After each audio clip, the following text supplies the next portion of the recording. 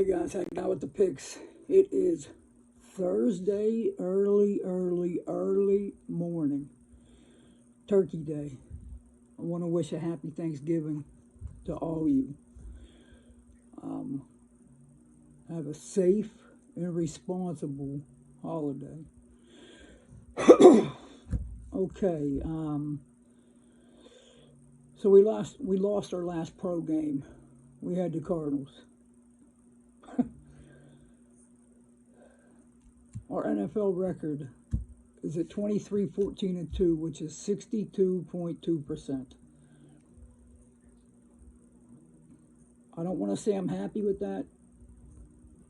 You know, the game that I got three games for us today that I'm going to drop right now. The first one is the Patriots and Vikings. Patriots 6-4, Vikings 8-2. Lines at 2.5. Totals at 42.5. Patriots beat the Jets in a barn burner 10-3. If you remember back, we had that game and we had that under. They held the Jets to 136 total yards. Nothing. Mac Jones, he did do good in the game. 23-27, 9.1 average. Threw for 260 yards in the game. But Stevenson, he had 15 carries for 26 yards at 1.7 yards per carry. Absolutely pathetic. I mean, he's averaged less than 3.5 yards per carry since taking over. That's bottom of the barrel. I mean, that's as low as it gets. Their New England's offense, point blank, their offense is worse than worse. Whatever worse than worse looks like, that's what their offense looks like. But they do have an elite defense. Think about this. This defense has only given up 11.8 points per game their last 6 games. That's not a small sample size. I mean, hell, that's more than a third of the season. 11.8 points a game. Minnesota got absolutely torched by Dallas last week, 40-3. This offense, they put up 178 yards of total offense. And how's that happen? You got a team full of star-studded players on your team. Jefferson, Thielen, Hawkinson, Dalvin Cook. Like, how could this happen? 40-3? Sure, Dallas's defense is top of the line. Minnesota's offense is too. So how's this happen? I'm going to tell you exactly how it happened and why it happened. And why it's going to happen again. And again. They lost their best offensive player. And I know you're sitting there saying, no, they didn't. None of their stars came away injured. They lost their left tackle, Christian Darrisaw. If you don't know the name, you better get hip to him real quick. This offense moves as he moves. When this guy is not in the offense, this offense doesn't move. Matter of fact, when he's not in the offense, they allow over 50% pressure on the quarterback. And we wonder why Kirk Cousins had 107 yards passing in the game. It just looked like a bad game. They got blew out. That wasn't the case at all. Their best offensive player was off the field. And I know you're saying Justin Jefferson. If you can go look at the numbers like I look at the numbers, you'll see who their best average play per play is. It's not Justin Jefferson. I hate to say it. When he's on the field, special things happen. When he's off the field, you see what happens. And he only played a handful of plays in the Dallas game before he got injured. And obviously he's not playing in this game either. When he's not on the field, they can't stop anything from getting to Cousins. Period. The end. Dallas is number one in the league in pass rush and sack rate. They are. The Patriots are this far behind them in number two. The Patriots' defense is terrifying for quarterbacks and offensive lines. I mean, Judon and gang, I mean, they're going to be licking their chops tomorrow knowing what they're going in against. Kirk, I mean, the hype about him is how bad he is in primetime, and he's worse in primetime than I actually thought he was. You know, this guy's, his last five primetime games, he's only averaged 160 yards passing at 51% completion, and he's averaging 1.1 touchdowns a game and 1.2 interceptions a game. It's unheard of. New England totals are 7-2 towards the under their last 9 games. And I expect nothing different tonight at all. One offense getting pinned down against another offense that's going to try to run the ball, maybe move the chains a little bit, maybe a couple more missed field goals, maybe a couple more field goals. You know what the play is? The play is take under 42.5 in the Patriots-Vikings game. Now we're going to look at the early game, the 12:30 game where the Bills are playing at the Lions, where the Bills played last week. So the thing with the Lions are they struggle against running quarterbacks. Daniel Jones last week, 7 carries, 50 yards, and a touchdown. Yes, the Lions did win. But did they really win that game for what they really gave away? So they came away from that game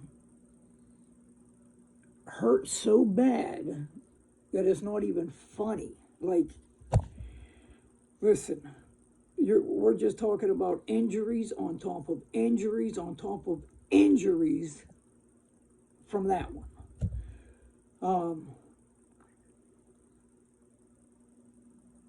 Jonah Jackson and Evan Brown, both starting guards, gone. The big one is their best cornerback, Jeff Okudah. They also have 2 starting defensive linemen in Harris and Pashow that are also out.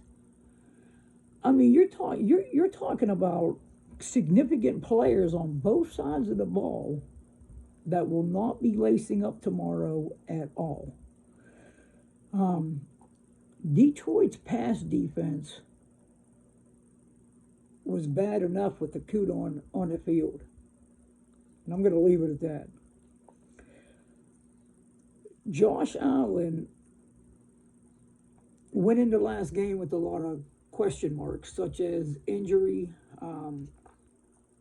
He had that week. He got underneath his belt. You can see that they kind of eased him into that game. They put a lot of the heavy lifting on Singletary and the young James Cook back. They did most of the work. I mean, he did complete 18 passes for 197 yards and a touchdown with no interceptions. That was definitely a good game for him compared to the two before that. I Noah Kudo on the field. Um, I really didn't think it mattered if he was on the field or not, to be honest with you.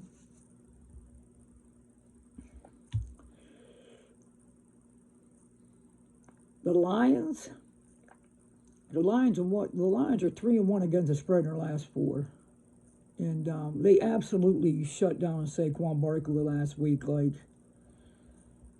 And this run defense has been pretty good of late. There's no doubting that at all. And I mean, I can see them shutting down Singletary and Cook also, but I don't see them having a shot in hell at shutting down these wide receivers.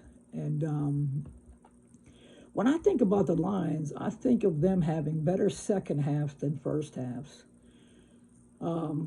Bills come out here, razor sharp. Defense shows why they're one of the most feared defenses in the league. This week, I'm not saying their past couple weeks have shown anything like they're a powerhouse on the defensive side. This game will. And what we're doing here is we're doing something different. What we're going to do is we're going to take the Buffalo Bills in the first half minus 5.5 points. That's the play.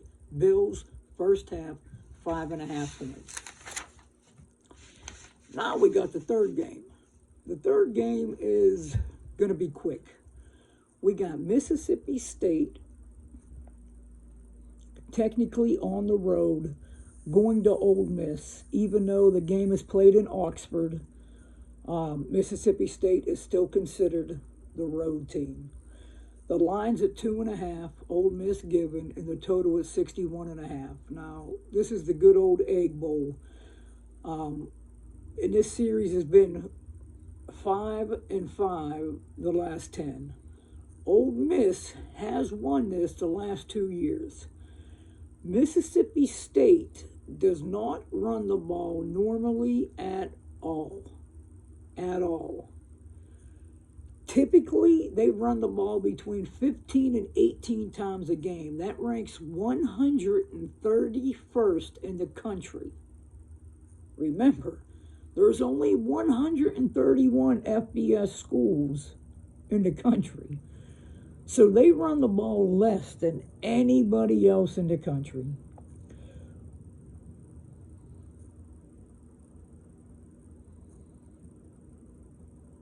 And it's the complete opposite for Ole Miss. They want to run the ball as much as Mississippi State passes the ball. So it's going to be Will Rogers versus an absolute freshman phenom. I mean, obviously, hopefully you guys heard of Quinshon Judkins. The kid's an absolute stud, 16 rushing touchdowns. I mean, a freshman, 1,400 yards. I mean, the kid's an absolute stud. But there is a major factor that will play into this game. And it's not the quarterback, the running back, the coaches, the fans. It's not. There's a 75% chance of rain at kickoff. And that rain's going to continue throughout the entire game. And if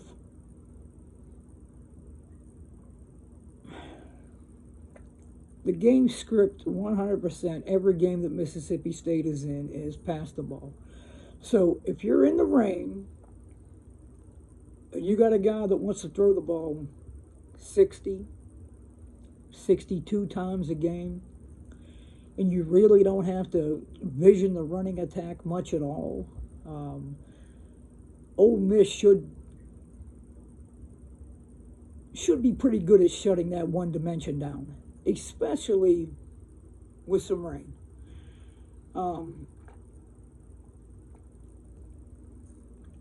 The under is 5-0 for Mississippi State's last 5 road games. And the under is 6-1 in Ole Miss last 7 games in November. Guys, we're going to take advantage of this one, and we're going to take under 61 and a half. Guys, there's all kind of blessings right there on Thanksgiving Day for you guys. I've been posting a few college basketball pics over on TikTok. I sure hope you guys are over there by now. Last night I put one college basketball pick out, which was Wake Forest, and they won and covered. So if you're not over there, get over there and take advantage of some of that also. If not, don't eat too much. Don't do nothing I would do. And enjoy the family, friends, and everyone that you're surrounded that you love. You already know what I'm going to do until I get back to you guys. Eat a bunch of food and get back to getting this cash.